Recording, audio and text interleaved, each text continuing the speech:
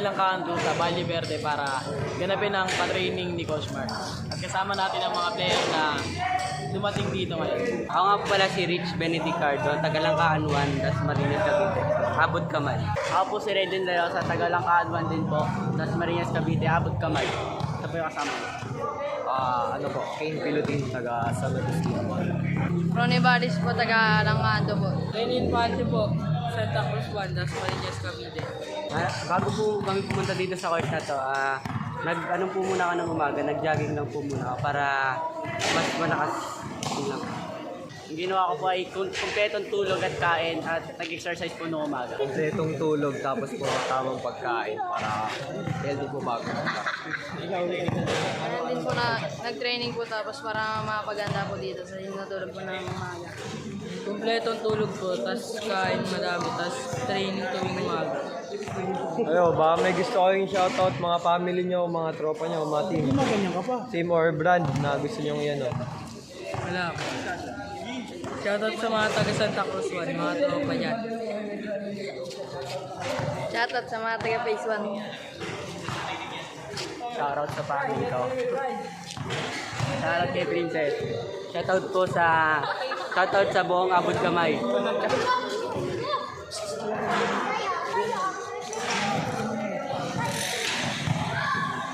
Welcome sa episode 2 ng ating training. So guys, ano may mga i-expect natin dito? Basic, siyempre, drills natin.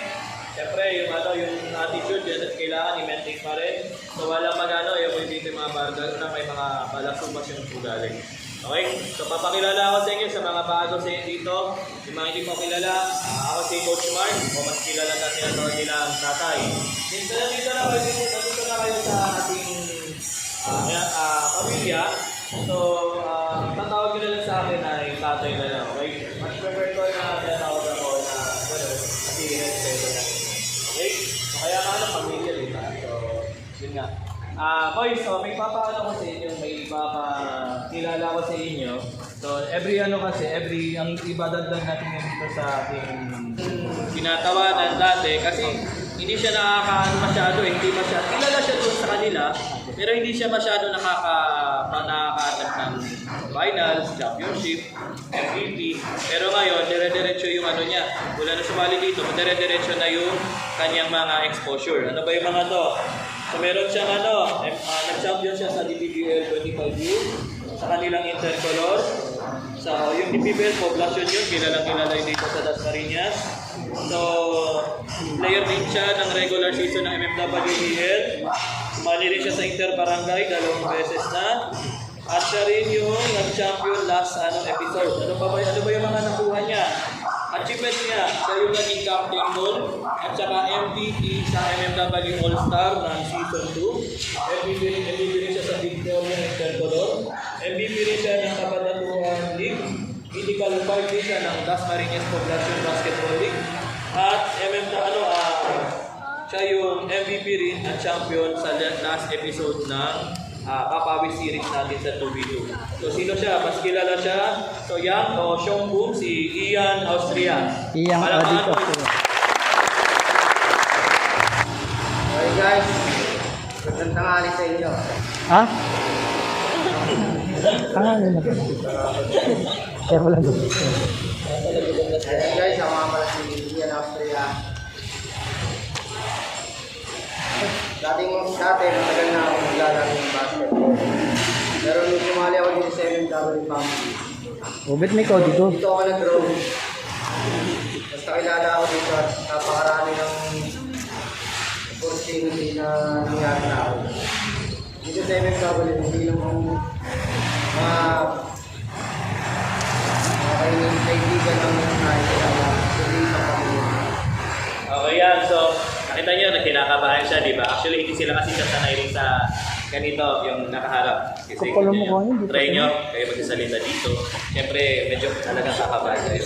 Yung mga players kasi ngayon na inaano ko dito, ina-expose ko sila para mas lalong pagdating sa mga vloggings natin, ganito na rin sila magsalita dire-diretso.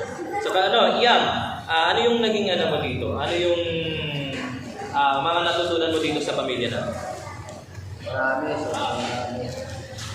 Lalo na, isa na doon yung pagkakaisa natin bilang pamilya, bilang team. Huwag tayong masyadong humble sa seryoso lang natin. Okay. So, yan. Nakailang binatiti ka na? Hindi ko makailang. Yan sinasabi ko sa iyo eh. Nabasa ka doon sa profile mo, 3 o 4 na beses. So, paano mo nakukuha yung pagiging MVP mo? Pursige lang. Kala ko porsigido eh. Sige, tapos rin po sa bawat laro. Huwag tayo magbibiro. Dapat kahit na kung number, dapat hindi pa rin. Ano ba yung mga pwede mong payo sa mga players ngayon? Tayo masyadong mayabang sa mga kalaban natin. Dapat hindi lang tayo. Hindi tayo malaki. Pero hindi pa sa tayo. Sige lang, nakasmile lang tayo. Kasi lang. Tayo lang lang. Ayan, yan si Ian Austria. Palakpakan, boys. Okay, so yun na lang, boys. So pray tayo muna. Ninyo, Doro. Lead us in prayer. Ninyo. Tatay din. Sidro. Lapit kayo.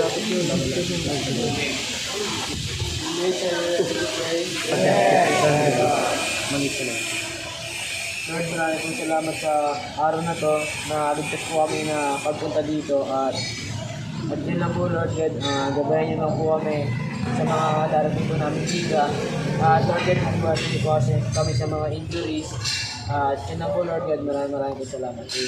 Amen. Sinibig.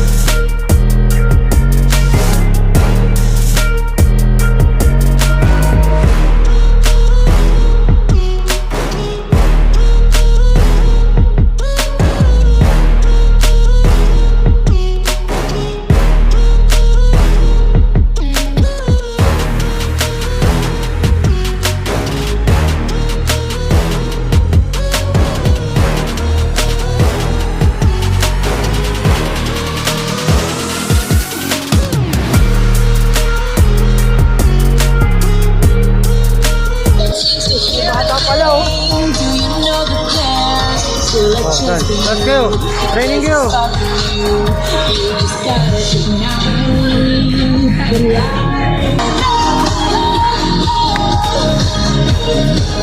You don't have to feel like a wasted space. You're original, cannot be replaced. If you only knew what the future holds after a hurricane comes a rainbow. Maybe a reason why all the doors are closed, so you could open one that leads you to the perfect road.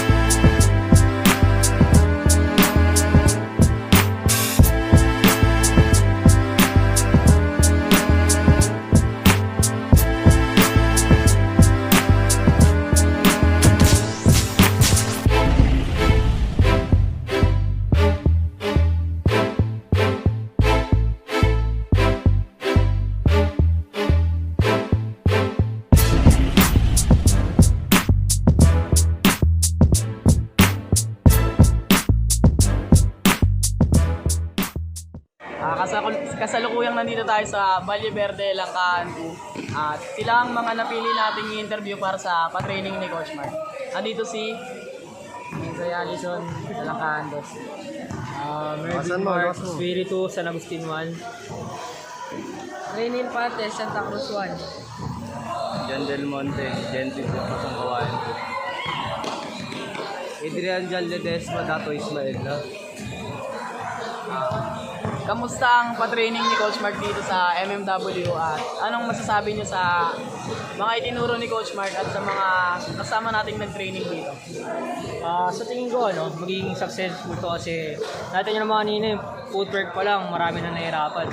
And yun, malaking tulong yun kasi para ma-develop yung sa depensa natin, sa pagla-laterals. And itong lima na to, maganda rin to para sa chemistry na bubuhin natin bago regalo. Solid yung pa-training ni Coach Mark. Kung gusto mo makondisyon, training na kayo dito.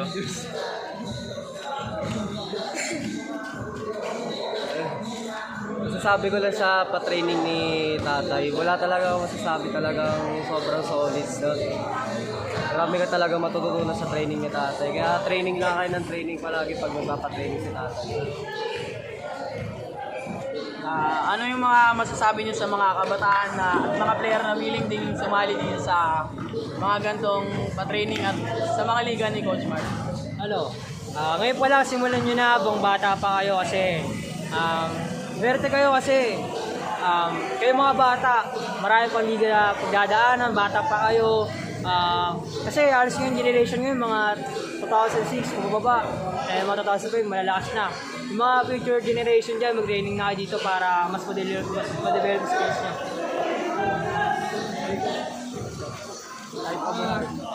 Ano po? Ano ulit yung tanong? Anong masasabi mo sa pa-training ni Coach Mark at kamusta yun? Wala akong masabi sa training ni Coach Mark.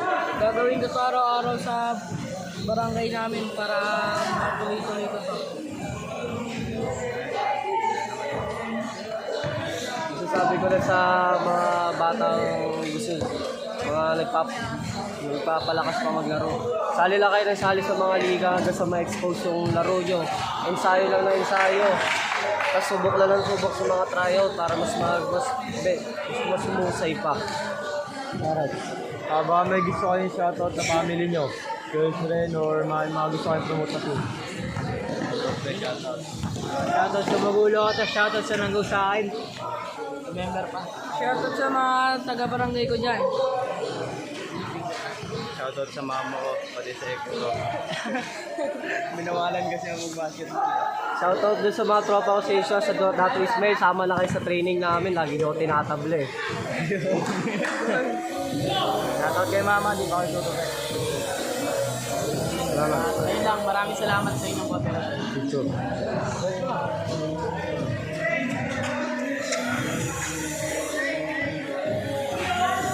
Thumbs up. Thumbs up.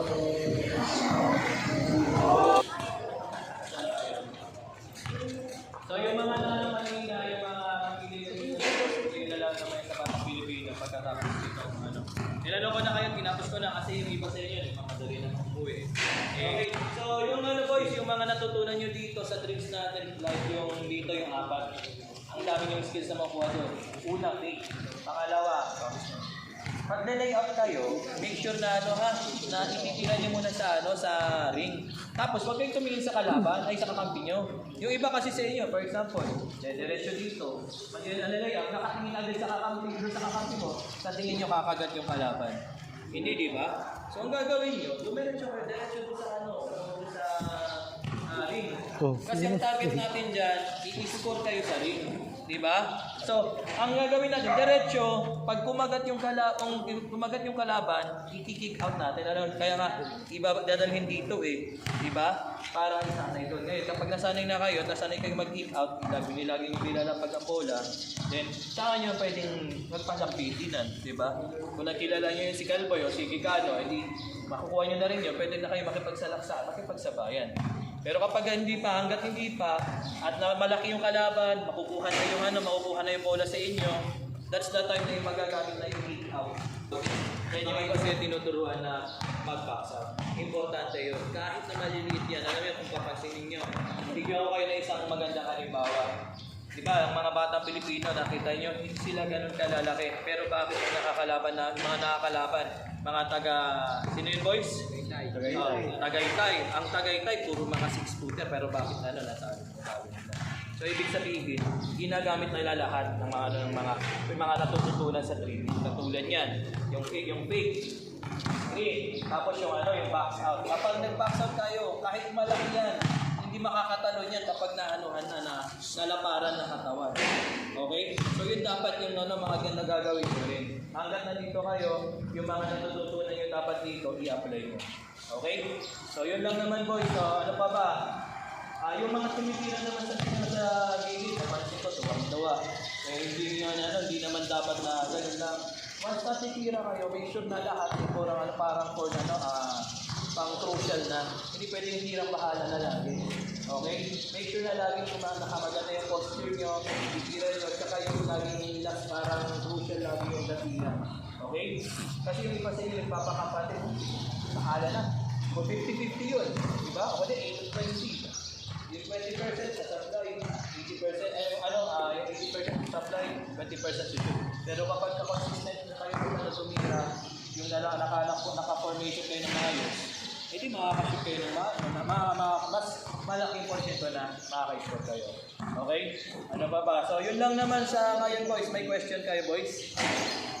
Wala naman. Bukas may training ulit tayo. Yung mga gustong mag-training, umatay ng training bago yung 2v2. So yung mga kasali ng 2v2, pwede pang humabol yung mga gustong yung mga gustong mag-register.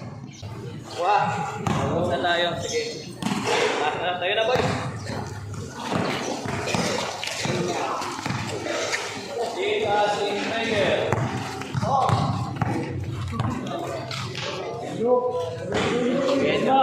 Okay, sino pinakahuling may tumayo? Lucas. Dito, Lucas. Yes, we are. Ingatan niyo po kami sa pag-uwi. Salamat po at wala pong discount sa amin. At bigyan niyo po kami ng masarap na ulam. Amen. Amen. Kita-kits tayo bukas, boys, ha? W1, 2, 3.